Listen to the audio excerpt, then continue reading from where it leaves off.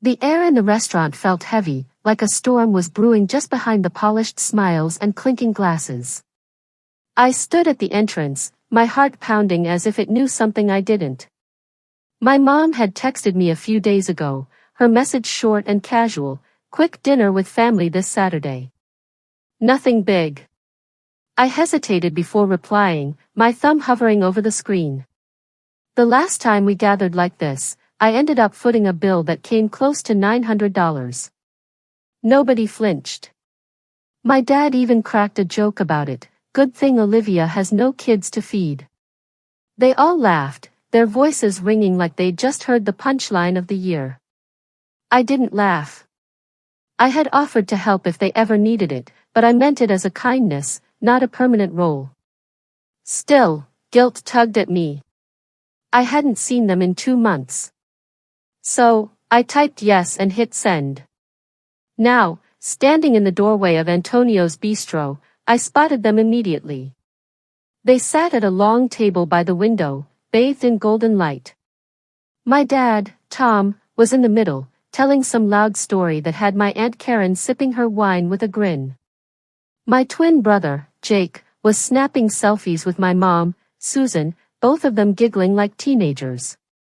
The table was alive with noise, laughter, clinking silverware, the hum of a family I wasn't sure I belonged to anymore.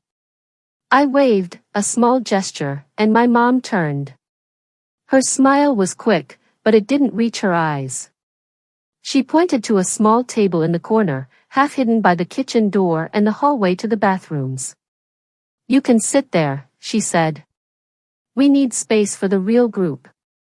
Her words landed like a slap, but she didn't flinch, just turned back to the table as if she'd done nothing more than order a side of fries. I froze for a moment, my breath catching. The real group. I looked at the corner table, its single chair wobbling under a dim light, and something in me shifted. Fine. If they wanted to treat me like an outsider, I would play the part.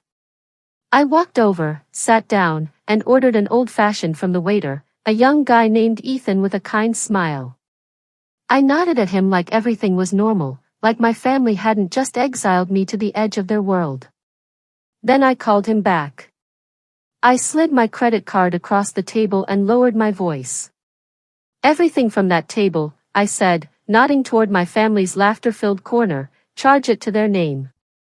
Mine's just this drink. Ethan blinked, then nodded, a spark of amusement in his eyes. Got it, he said. For the next 25 minutes, I watched them like a director studying a scene. They ordered with abandon. Uncle Mike got a ribeye, Jake piled on 2 appetizers, my dad poured a $130 bottle of wine like it was tap water. My mom waved Ethan over every few minutes, treating him like her personal assistant. They had no idea what was coming. I sipped my drink, the ice clinking softly, and felt a strange calm settle over me. This wasn't just dinner. This was a reckoning. Then it happened. My dad's voice cut through the room like a siren. Why is it over $1,700? Heads turned. Aunt Karen leaned in, her brow furrowed. Jake froze, his phone hovering mid-selfie. I stood up, casual as could be, and walked over. I paid for everything, I said, my voice steady. Even left a tip. My dad's face lit up. My mom gave me a smile warmer than anything I'd seen from her in years. They looked at me like I was their savior. I waved, turned, and walked out the door. What they didn't know was that I had told Ethan to bring the bill back to them after I left. I was halfway to my car when I heard shouting from the restaurant's hallway. Wait, what? She only paid for her drink. I slid into my driver's seat, started the engine, and drove off. The air had never felt so clean. The morning after the restaurant felt like the quiet after a storm, but I knew the thunder wasn't done rolling. I woke up to 2 sharp knocks on my apartment door at exactly 9:12 a.m. No call, no text, just the sound of knuckles on wood. I opened the door to find my dad, Tom, and my mom, Susan, standing there with faces carved from exhaustion and something sharper, anger, maybe, or betrayal. My dad didn't bother with a greeting. He stepped inside like he owned the place, dropping a crumpled receipt on my kitchen counter as if it were a warrant. "It came out to $2,000, he said, his voice low and tight. My mom lingered behind him, quieter than usual, her eyes darting to the floor like she knew this wouldn't end well. I glanced at the receipt but didn't touch it. "I paid for my drink," I said, keeping my tone flat. That's when my dad started pacing, his steps heavy, like he was trying to wear a hole in my floor. "We raised you better than this," he said. "This is low, Olivia. You embarrassed us. Your uncle had to cover the tip."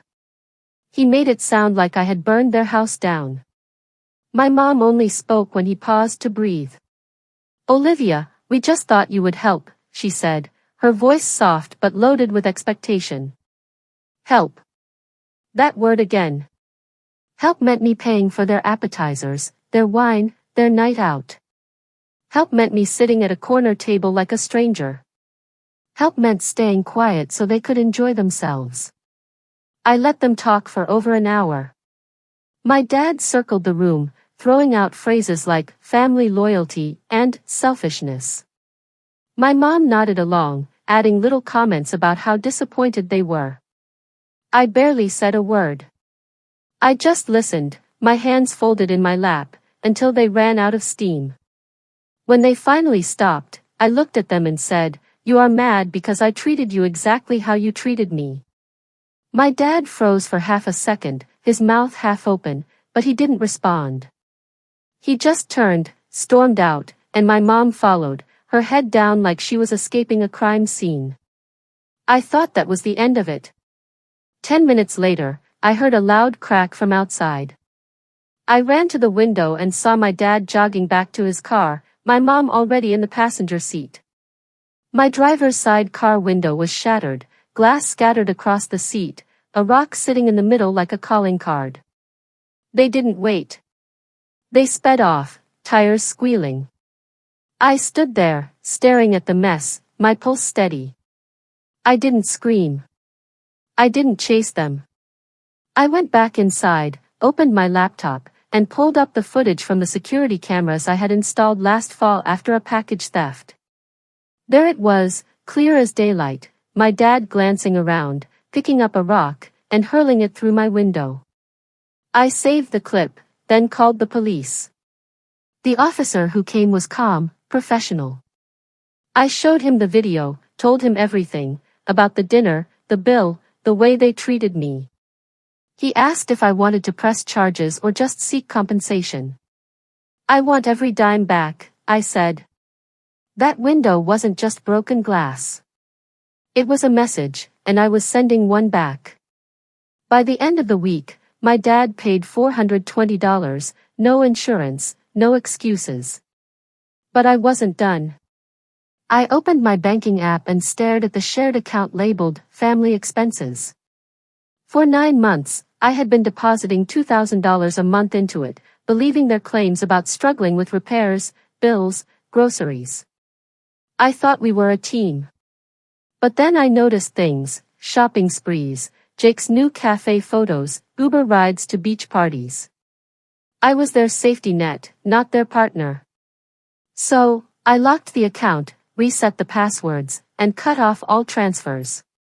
The balance dropped to zero. That's when the real explosion began. The fallout came fast. 3 days after I locked the family account, my phone lit up like a fireworks show. 15 missed calls from my mom, Susan. 6 from my dad, Tom. Even my Aunt Karen sent a text, her words careful but pointed, "There must be some mistake, Olivia." My brother, Jake, didn't bother with pleasantries. He sent one line, "What the hell, Olivia?" I ignored them all. I sat on my couch, staring at the blank screen of my TV, letting the silence in my apartment drown out their noise. I had spent months pouring money into their lives, believing it was for the family. Now, I saw it for what it was, a one-way street where I was the only one driving. A week later, they showed up at my door again. This time, they brought smiles, as if the rock through my car window never happened. My dad hugged me, his arms tight but hollow.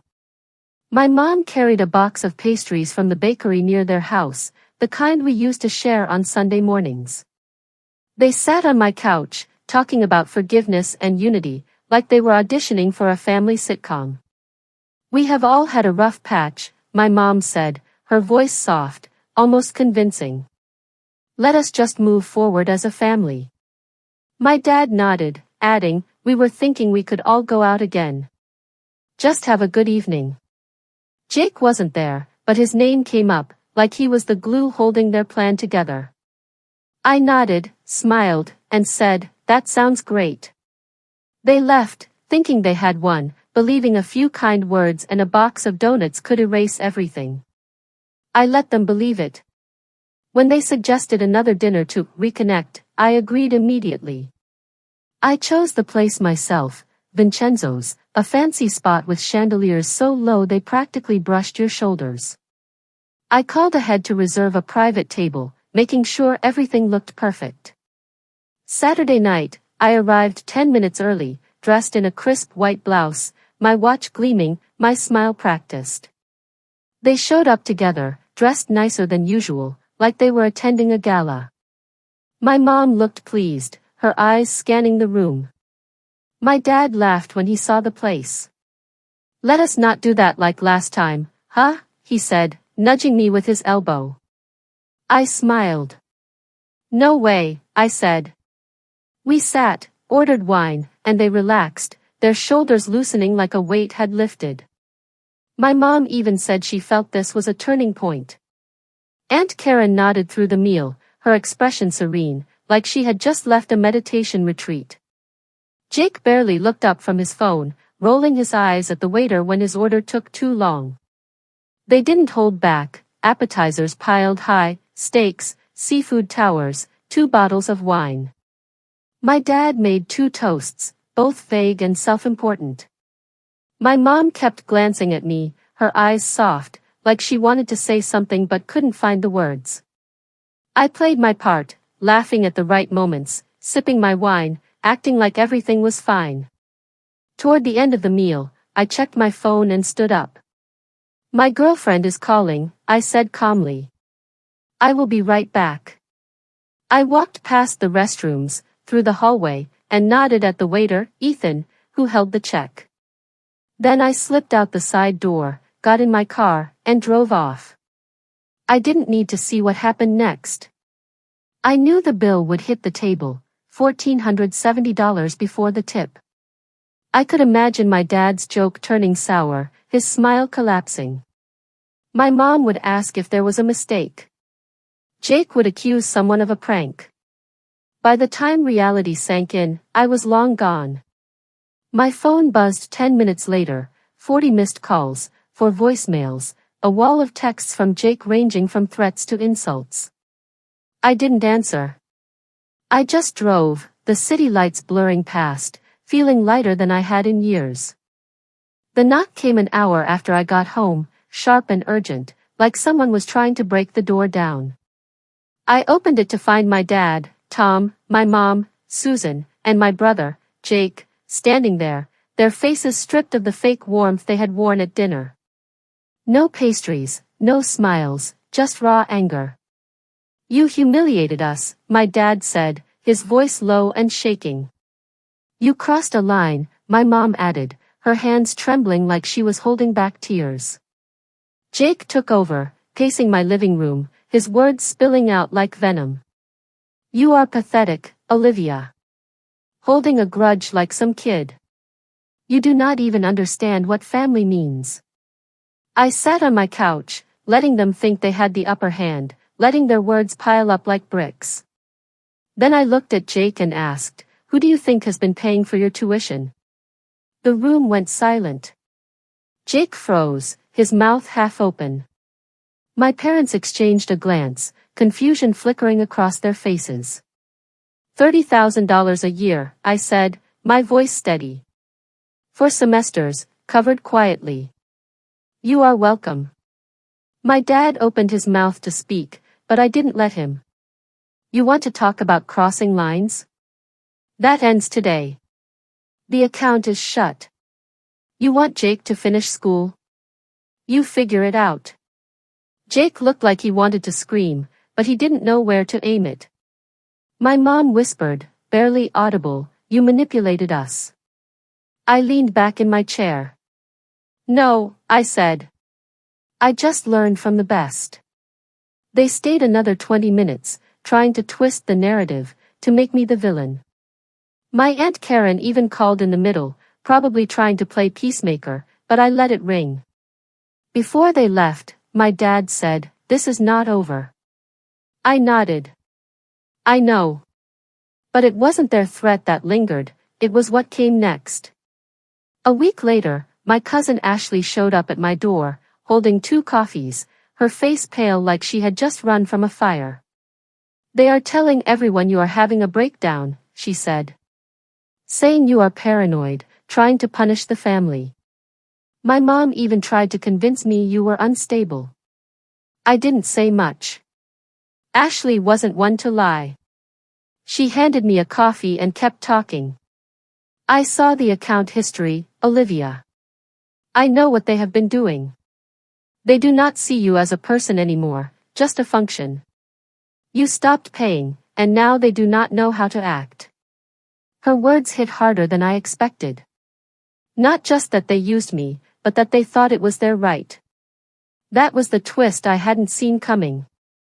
I had spent years believing I was helping a struggling family, but they had built their lives around my money, my silence, my loyalty.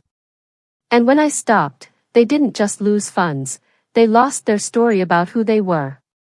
Later that evening, my mom texted, we want to fix this. Let us meet. One dinner, no drama. Your father says he is willing to let everything go if you just come. I told her I would think about it. I wouldn't go.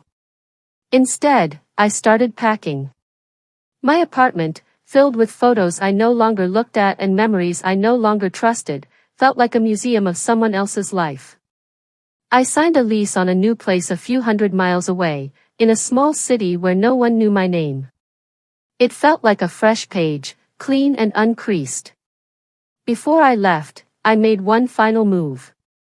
I logged into Jake's tuition payment system and canceled all pending contributions, removing my name entirely.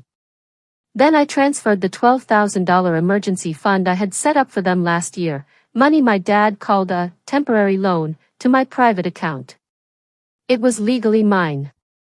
I knew what they didn't, their new SUV, their lifestyle, Jake's tuition, it all balanced on my contributions. Without me, the math collapsed. I packed my car, donated what didn't fit, and drove away, leaving their calls unanswered, their texts unread. The road ahead felt open, and for the first time, I wasn't looking back. 3 months have passed since I drove away from the life I used to know, and the silence is a gift I never expected. I wake up in my new apartment, a small place in a quiet city where the sunsets paint the sky in colors I never noticed before. I do not check my phone for missed calls anymore. I do not brace myself for guilt-laced texts. The freedom feels like breathing clean air after years in a smoky room. My new routine is simple, a job I enjoy, a coffee shop down the street where the barista knows my order, and a life I am building on my own terms. I even started dating someone, Emma, a woman with a laugh that makes me forget the past. It is not serious yet, but it is honest, and that is enough. The calls from my family have stopped, mostly. My brother, Jake, sent one last message 2 weeks ago, you ruined everything. Hope it was worth it. I didn't respond. My mom, Susan, tried nostalgia, sending a photo of our old house with the caption, still your home if you want it. It is not. Not anymore. My dad, Tom, stayed quiet until last week, when a handwritten letter arrived, ink smudged and words scratched out. I am sorry, it said, no excuses, no demands. It stirred something in me, not forgiveness, not yet, but a crack in the wall I built. I have learned to move slowly with trust, to watch patterns, not words. My cousin Ashley visited last month, bringing stories from back home. She said my parents sold their SUV, downgraded to an old sedan with mismatched hubcaps. My dad took a second job at an auto shop, working weekends, no complaints. My mom cooks now, clips coupons, canceled her salon appointments. Jake works nights at McDonald's, splits rent with roommates, and hasn't asked for money in weeks. Ashley said he feels guilty, that the work is humbling him. She also told me my parents admitted they ruined things with me. They said they will ask for your forgiveness if you ever come back, she said. They mean it this time. I nodded but didn't promise anything. I drove back once, not to the house, but to meet my Uncle Mike at our old diner. He hugged me, a real hug, and said, "They are trying, Olivia. They really are." I didn't commit to seeing them. That evening, I drove by the house, circling once. The front yard looked rough, one hedge half dead. I parked 2 streets over, sat on a park bench I used to read on as a teenager, and stayed until dark. No confrontation, just presence. A week later, my mom sent a photo of that same hedge, trimmed and watered, no caption. It wasn't an apology, but it wasn't manipulation either. That was new. I am writing again, not just these reflections, but stories, fiction, characters who reclaim their power. This distance gave me my voice back. My apartment is mine, decorated how I want, filled with groceries I choose. I sleep better now, no longer flinching when my phone buzzes. I do not hate my family. I just do not trust them. That is the difference. If they keep growing, I will meet them halfway, slowly, carefully. If they slip back, I will walk away again, no explanation needed. I give when I want to, not when I am guilted. I answer calls I choose, not ones I feel obligated to.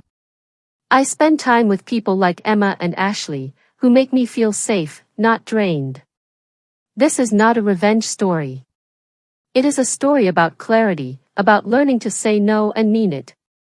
If you have ever felt like a wallet or a crutch for someone else's life, this might be your story, too. I am Olivia, and I am building a life that does not depend on anyone's approval. I will write again if they reach out, because I know they might. But if they do, I will be ready, because I do not start fights. I end them.